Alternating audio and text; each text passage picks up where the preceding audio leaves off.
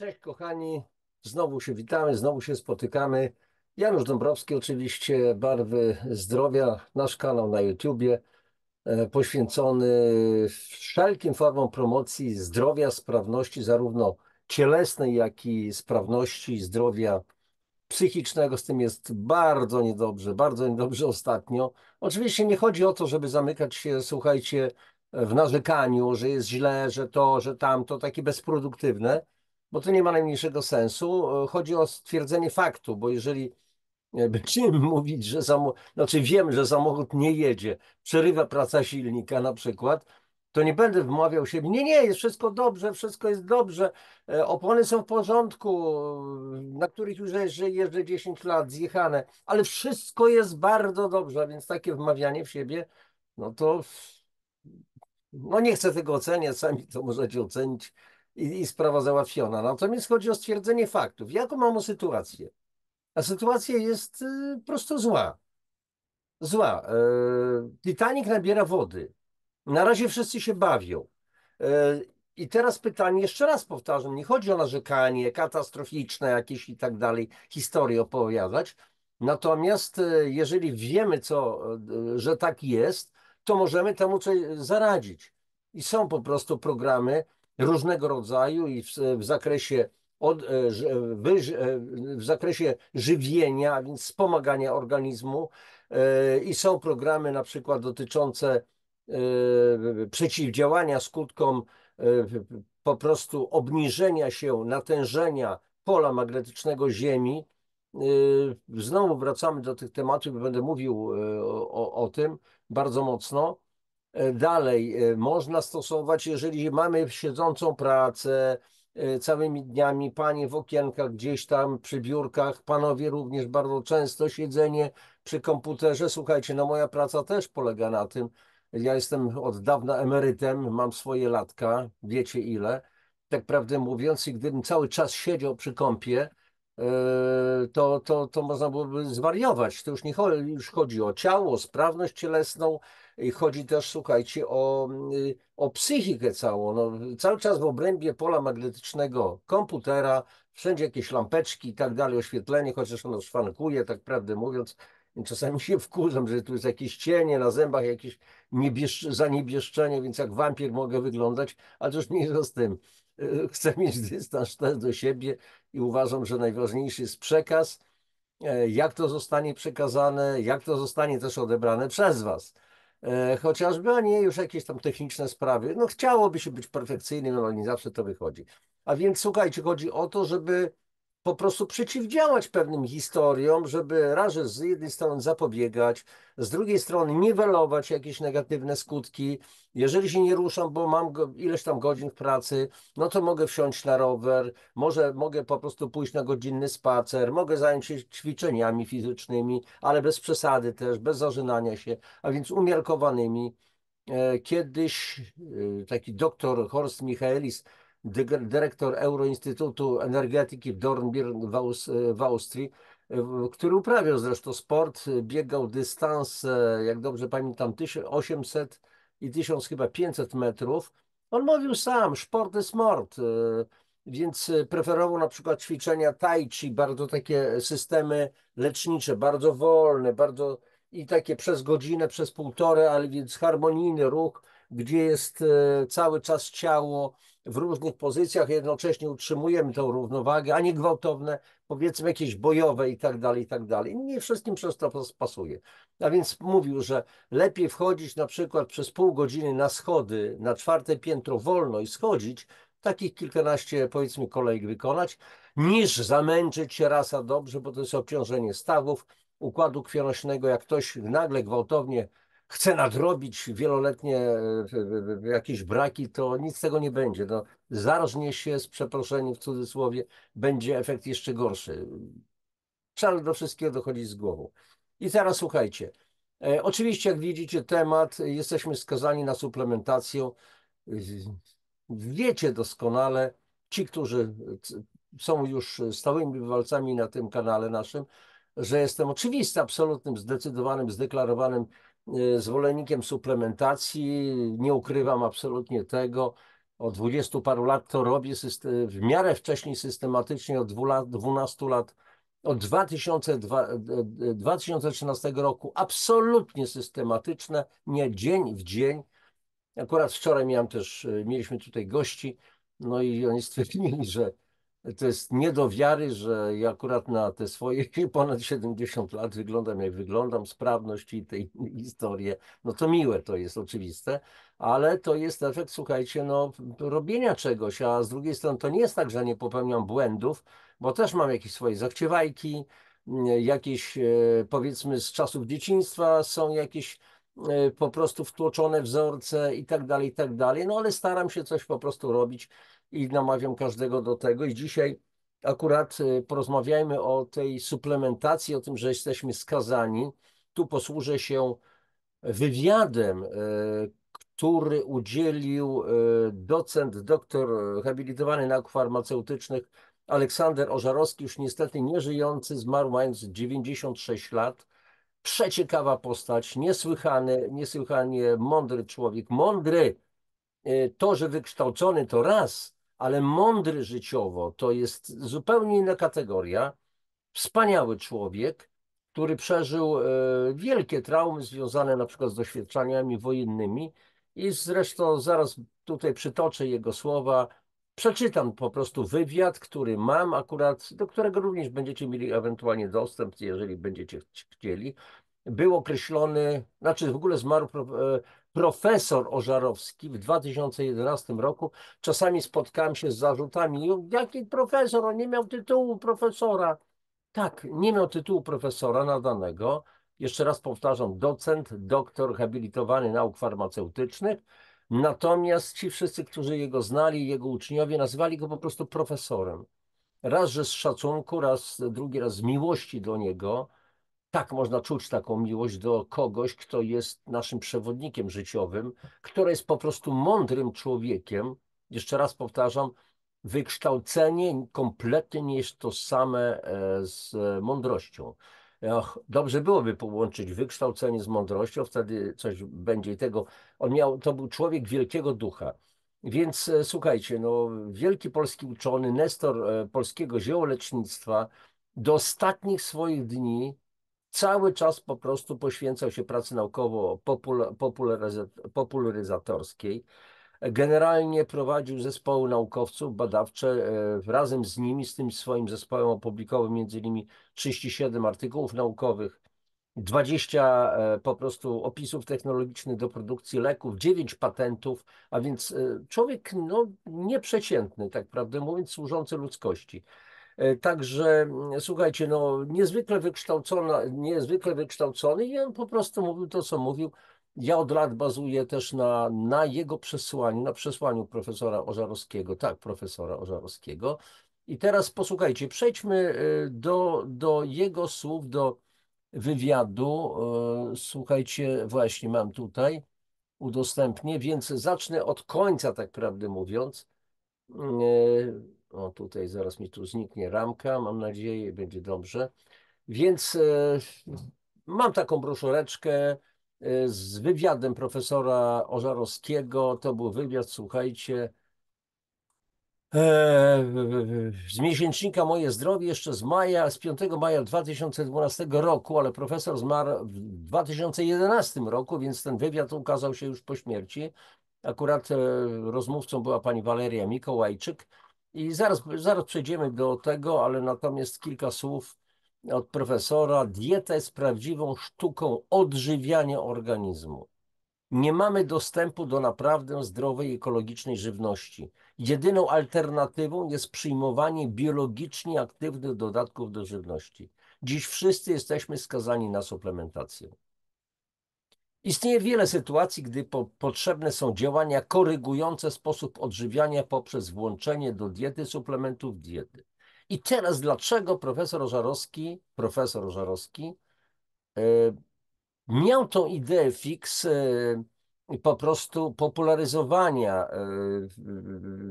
tej idei suplementacji, dożywiania organizmu i tak dalej.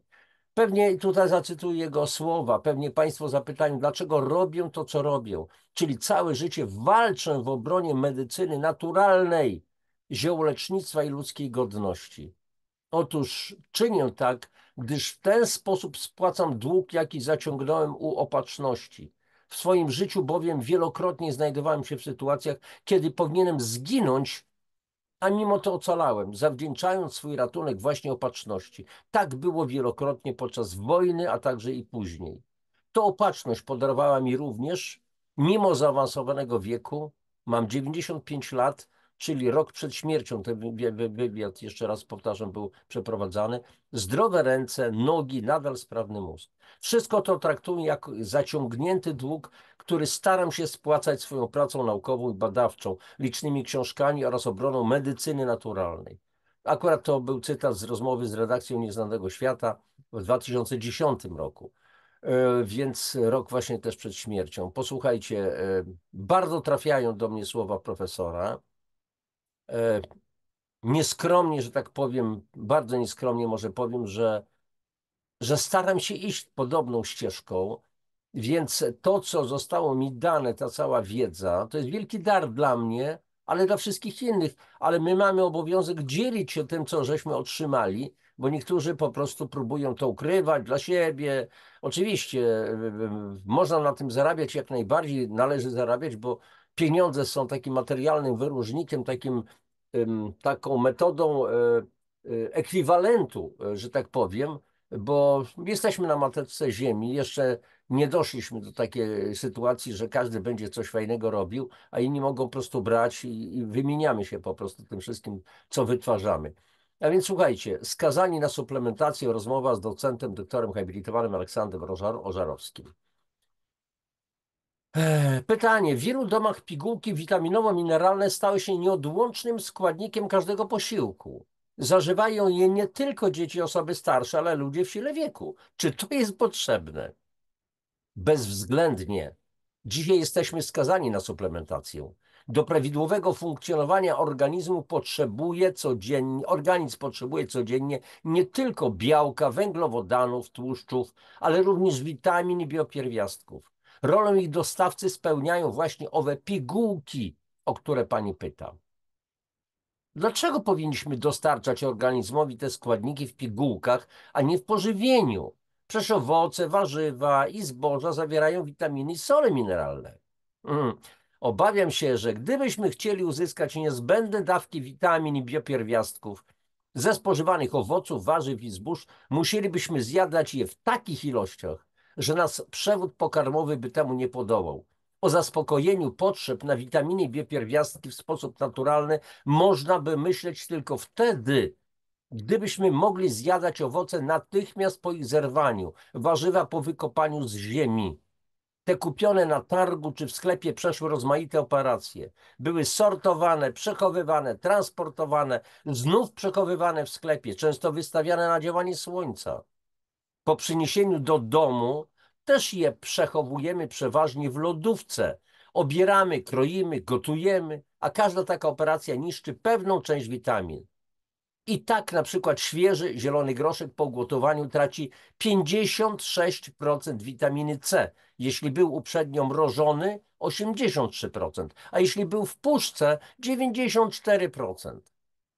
Warzywa i owoce sterylizowane w słojach lub puszkach tracą 39% witaminy A i 69% witaminy B1.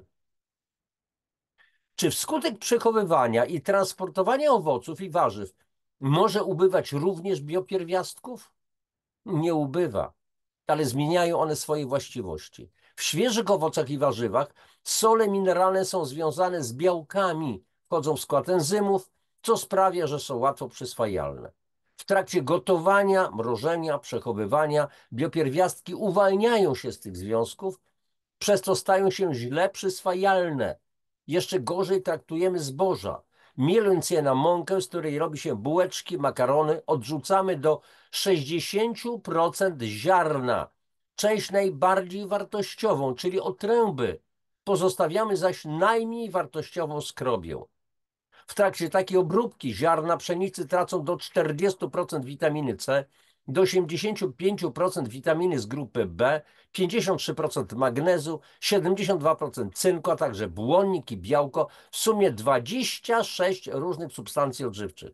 Ja tak ze swojej strony przypomnę, że komórka, żeby była zdrowa, powinna otrzymywać dziennie 70 do 90 składników odżywczych, prawdziwie pokarmowych, plus tlen, plus wodę.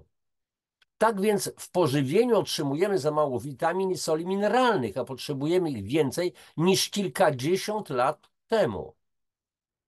Dlaczego nasze potrzeby na witaminy i biopierwiastki są teraz znacznie wyższe? Z powodu zanieczyszczenia środowiska i naszego stylu życia. Wskutek przedostawania się do środowiska rozmaitych chemikaliów i spalin samochodowych znajdują się w nim znaczne ilości metali toksycznych, takich jak kadm, cynk, ołów, rtęć czy miedź. Pierwiastki te są trudno wydalane z organizmu. Ułatwić to może połączenie ich ze znacznymi ilościami witaminy C. Dlatego potrzeby organizmu na tę witaminę zwiększają się. Ponadto substancje toksyczne w środowisku zmniejszają przyswajanie witamin i soli mineralnych. Trzeba więc spożyć ich więcej. Jaki wpływ na przyswajalność witamin i soli mineralnych ma styl życia?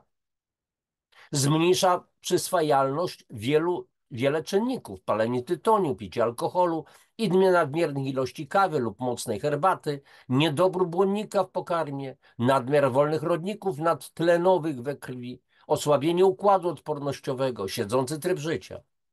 To wszystko sprawia, że dla zaspokojenia potrzeb organizmu musimy spożywać więcej witamin i biopierwiastków. Czy wyliczono te potrzeby? Czy są one różne w poszczególnych krajach, w grupach ludzi prowadzących odmienny tryb życia? W większości krajów europejskich opracowano specjalne normy, standardy. Zajmowali się tym wybitni naukowcy, na przykład w USA noblista Shary Lieberman, w Polsce profesor Jerzy Wojciechowski. Standardy nie są normą obowiązującą, ale pomagają lekarzowi, przemysłowi farmaceutycznemu produkującemu wieloskładnikowe, podkreślam, kochani, to, o czym ciągle mówię, wieloskładnikowe, naturalne preparaty i stworzenie sobie kompleksowego programu wspomagania, prewencyjnego programu wspomagania organizmu. Czyli odżywiajmy się normalnie, bo zgodnie z polską obecną normą, no, nie mamy czasu, wychodzimy wcześniej do pracy, późno wracamy, nie mamy szans na to, żeby bawić się w jakieś tam specjalne kompozycje obiadowe, posiłkowe i tak dalej. No więc jemy to, co jemy na szybko, jakaś wrzutka na patelnię, ziemniaki, jakaś troszeczkę surówki, może jakiś dodatkowo deserek, co nie powinno być, i sprawa załatwiona. I to wszystko. I dlatego trzeba oczyszczać częściej organizm i go dożywiać. Ale wracam akurat do wywiadu. Więc a więc jeszcze raz, standardy nie są normą obowiązującą, ale pomagają lekarzowi i przemysłowi farmaceutycznemu produkującemu wieloskładnikowe preparaty witaminowo-mineralne. Choć każdy kraj opracowuje własne standardy, są one podobne. Polska farmakopea także zaleca dawki podobne do zachodnioeuropejskich i amerykańskich.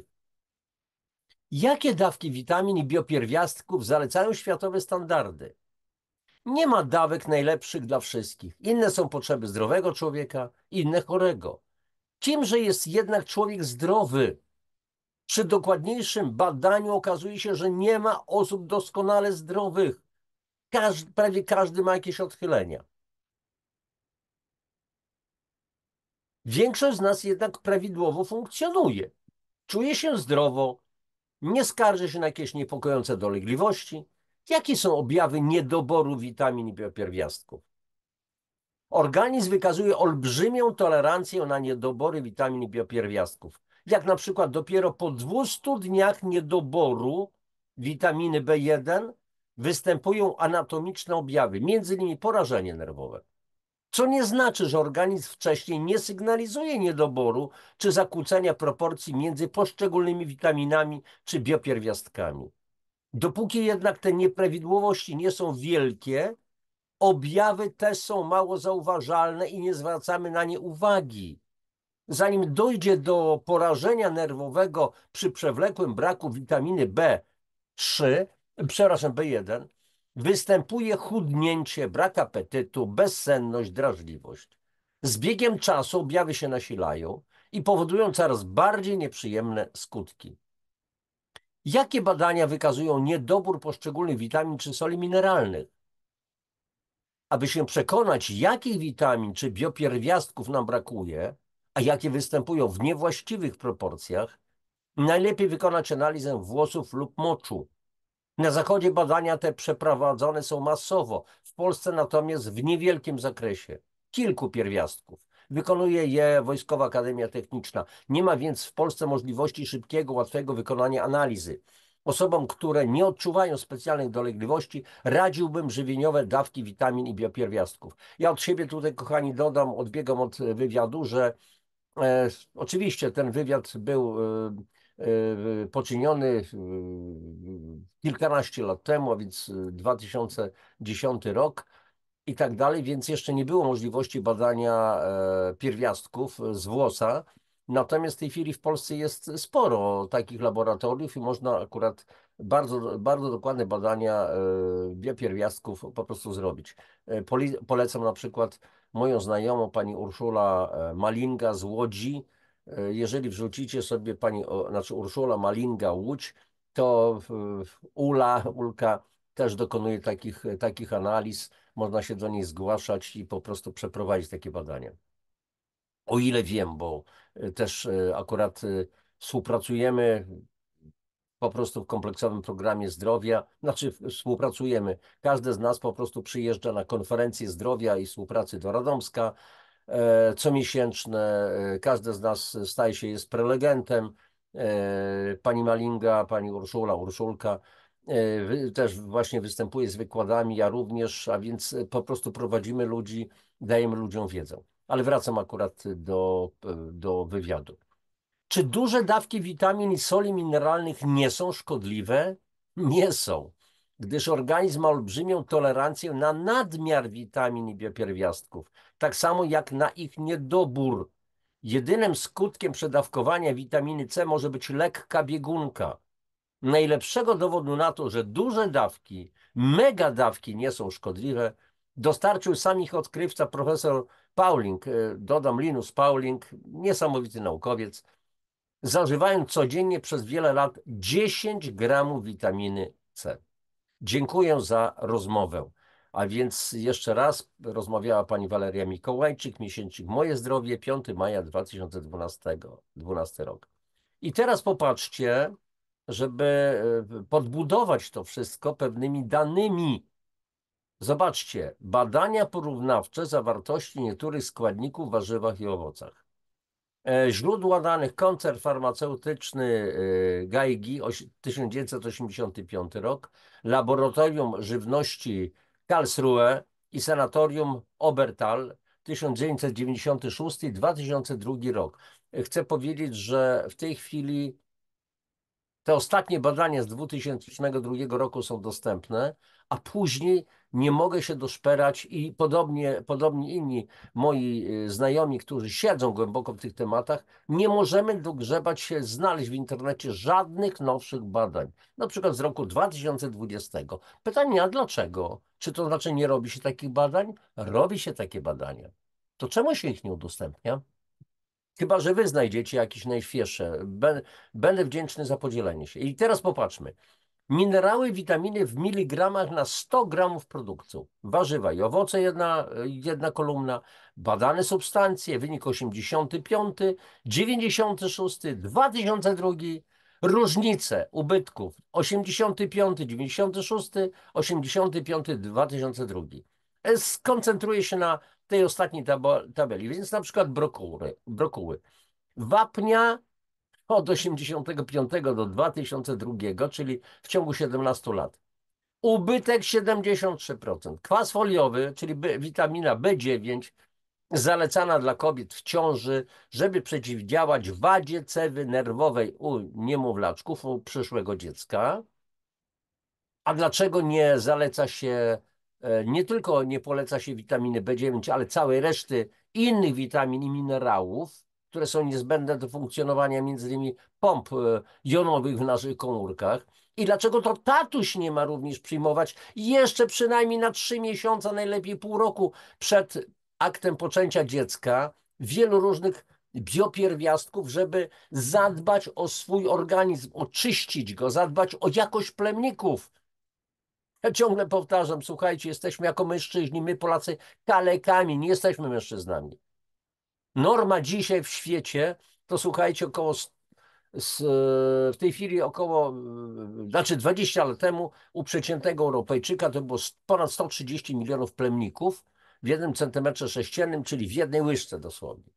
W tej chwili norma przewiduje około 60 kilku milionów plemników w 1 cm² ejakulatu. A Polak przeciętny ma, jak dobrze pamiętam, 14 i chyba 0,3 miliona plemników i jeszcze, a więc 4 razy mniej w stosunku do europejskiej normy.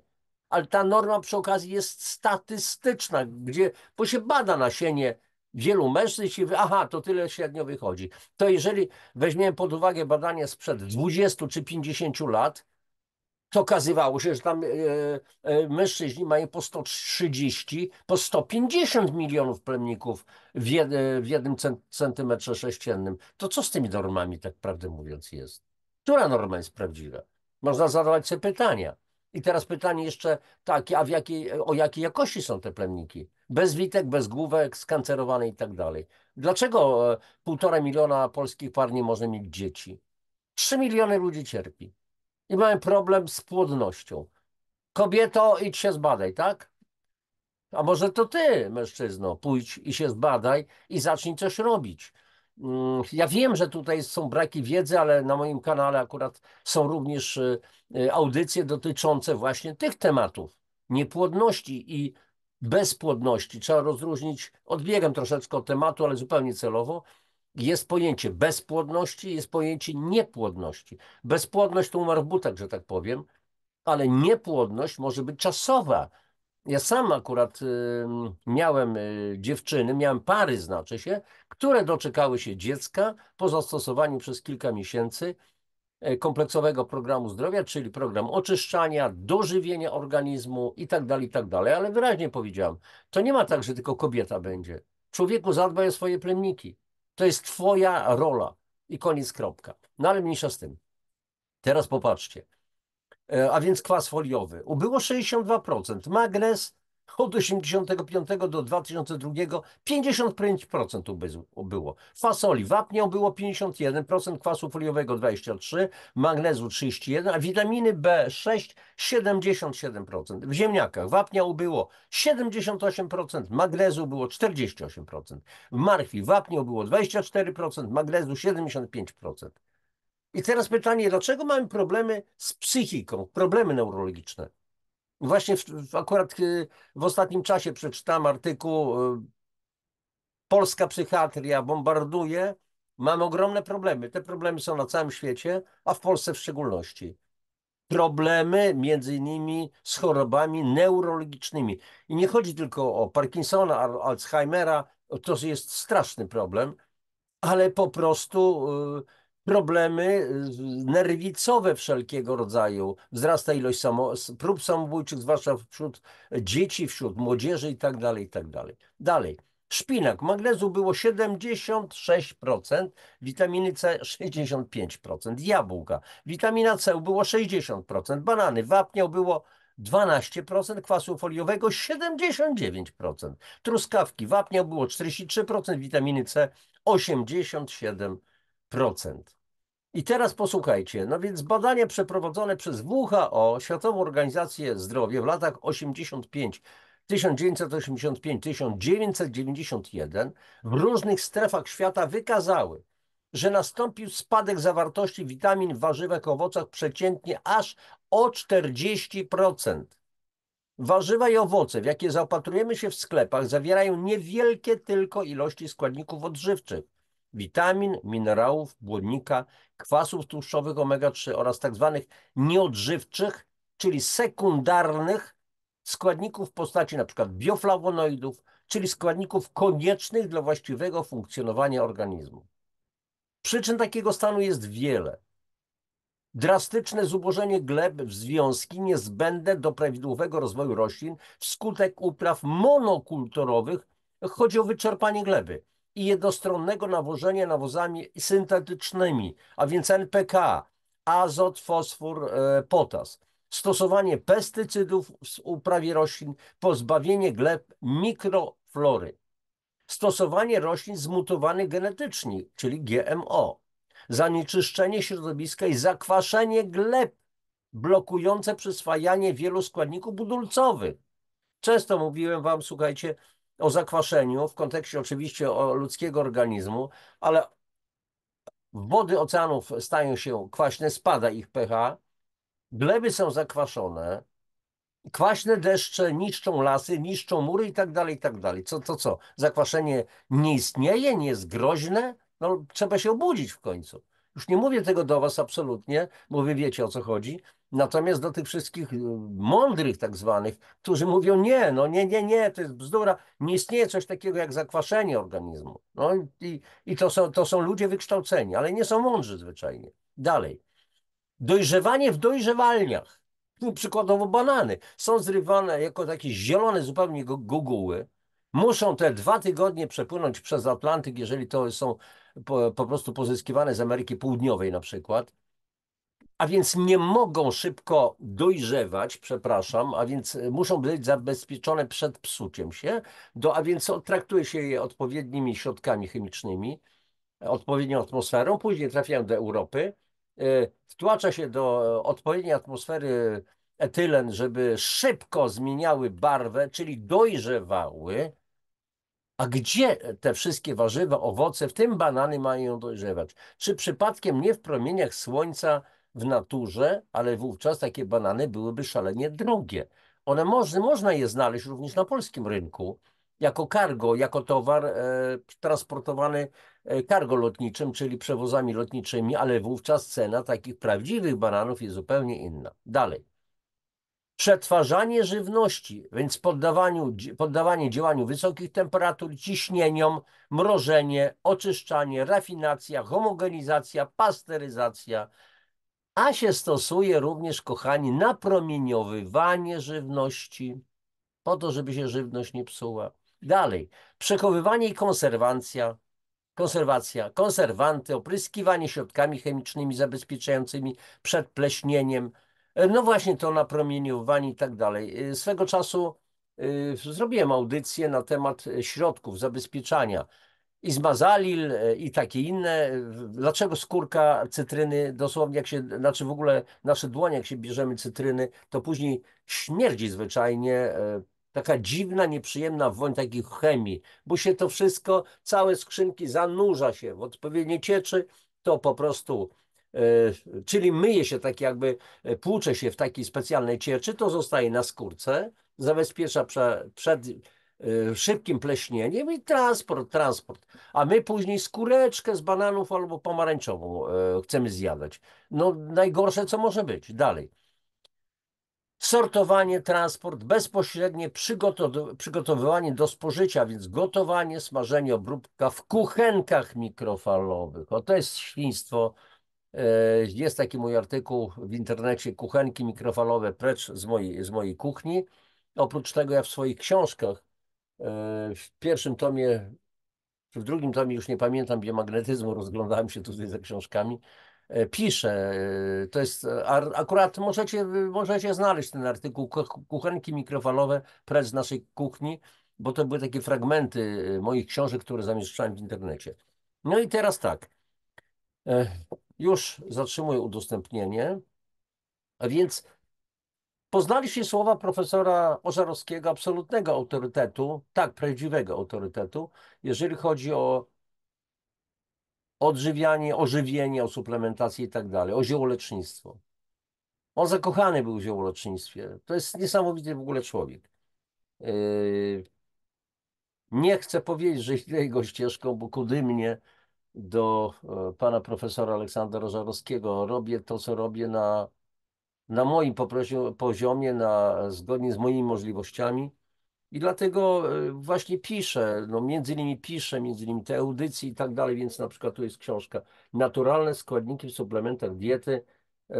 Kilka dni temu robiłem tą moją promocję 20% i między innymi mówiłem, o czym piszę, a więc po pierwsze o suplementacji odżywiania, dlaczego jest niezbędna, o tym, że rośliny to jest najstarsze źródło leków, o tym, jaka jest energetyka pokarmów roślinnych, z czego to wynika, o tym, że istnieje żywność funkcjonalna i jakim wymogom powinna odpowiadać, a więc co to są naturalne substancje odżywcze, jakie wymogi powinna spełniać ta żywność specjalizowana, czyli funkcjonalna, czyli suplementy diety, jakie są podstawowe aspekty działania żywności specjalizowanej i obszerny przegląd składników stosowanych. Tu nie będzie pewnie widać różnego rodzaju składników w postaci acai, taka jagoda z Ameryki Południowej, acemannan, glucomannan to są składniki aloesu. Sam aloes tu jest bardzo dokładnie opisany.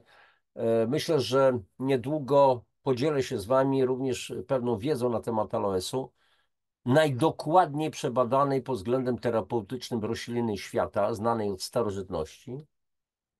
E, Warto rozbić parę przy okazji mitów głupich na temat aloesu, że kobiety w ciąży nie powinny pić aloesu, używać i tak dalej. No, bzdura nad bzdurami. Teraz pytanie, no to w takim razie kobiety w ciąży, dlaczego nie mówimy, że nie powinny palić papierosów, pić alkoholu i wielu innych, jeść parówek? O tym to się nie mówi? No i dalej, algi, aloes, błonnik, bezczarny, boczek ostrygowaty i tak dalej. Nie będę wam tego wymieniał, ale tego jest półtorej, półtorej strony tego zakresu, bardzo bogata literatura. No oczywiście leksykon podstawowych pojęć, bo słuchajcie, bo często w różnych książkach są używane różnego rodzaju jakieś pojęcia naukowe i my czytamy, nie wiemy co to oznacza, a więc na przykład podaje na przykład acetylocholina, adaptogen, adenina, adrenalina, adypocyty, aeroby, agar, aglutininy. Co tam jeszcze? Co to są bakterie? Bakteriofagi, bariera krew-mózg, benzoesan, cykl Krebsa, cysteina i tak dalej, i tak dalej. Fagocytoza, fermentacja, ferytyna, fibromialgia, fibryna, fibrynogen, hematokrytowy wskaźnik, histamina, hipotonia, hiperwitaminoza, inulina, interferony, izotoniczne roztwory i tak dalej, i tak dalej. Kilkaset po prostu od A do Z różnych po prostu określeń. Następna książka, no, Lecznicza moc roślin.